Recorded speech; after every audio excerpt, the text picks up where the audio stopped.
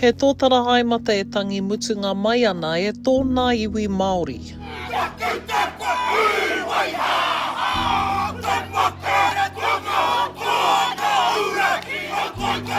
He rangatira i tauteki i te hunga whakapūmau i ngā kōrero, a ngā mātua, a ngā tupuna. It's just been a good reminder for us, to see so much good in there. It was very kind of heart-wrenching, to be honest. Whiti tekau mārima tau tekau mātua ka mate a Charlie Timutimu, ko tōna o hāki roa mai ngā horo o hato tipene, tai ke mai ki konei ki matapihi, ki hunga toroa, tauranga moana whānui. Tērā whanaungatanga ka tipu ake i roto ngā kura pēnei a tīpene, a te au te hato pēterara, e kore tae te whawhati, ana koene te take ko tae mai a tīpene, nā te honga ko tae ki atu ki ngā pakitaro tērā whare, ki konei poroporo aki ai, ki tētahi o mātai. Ara no e tahi, tā hirini moko mei, koea te taumata, te pakeke, engari, anei, tēnei honga e whainei o na tapu ai.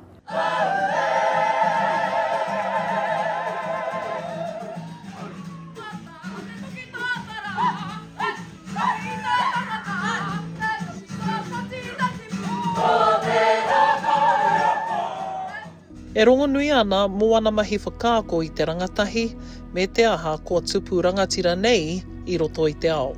I taku tāinga atu ki te kura, i te tau ono te kau waru, māo ko tōna teina. A whi, koe te tahi o ngā seniors o auara. Mō ngā tau, tahi rua toru, koe te tahi o ngā tino pau o te kura. He tūrangatira tā te tangata nei. Iti te kōrero, piki te mahi. I whānau mai i Kaio, i roto o Ngāpuhi, a ka tapa ki te ingoa tonu, o Kingi Tiare Wiremu. He tino kaitiaki a mātau, ngā nohi ngā haututu, mai te motu whānui ngā Māori no he anu atu. He rangatira tā mātau o te wako o mātātua, he whanaunga, he tuakana. E hiwaua, e te mea ko rāua tahi ko tana hoa, ngā reta ko rāua, ki te mai ai ngā pāpāringa, o te mona o tauranga i ngā tau ko hipake, i te mato te whenua, i te whare wānanga waigato tonu. Ka mautu ko tāna kai, ko te reo Māori. I tipu ake ai ia i roto i te reo Māori, nā wai, ka tai ki tīpene, ka puta ki te ao, ko tāna mahi he kura mahita.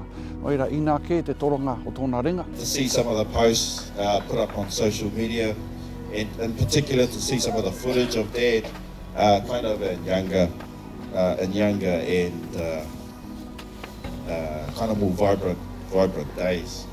But it's really special for us.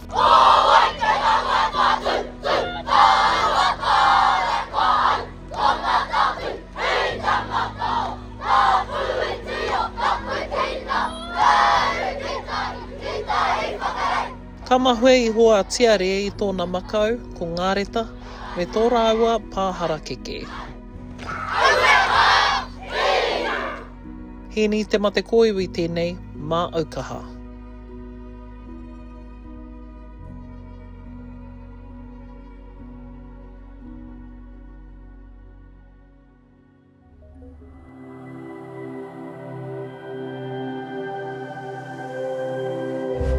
Ko te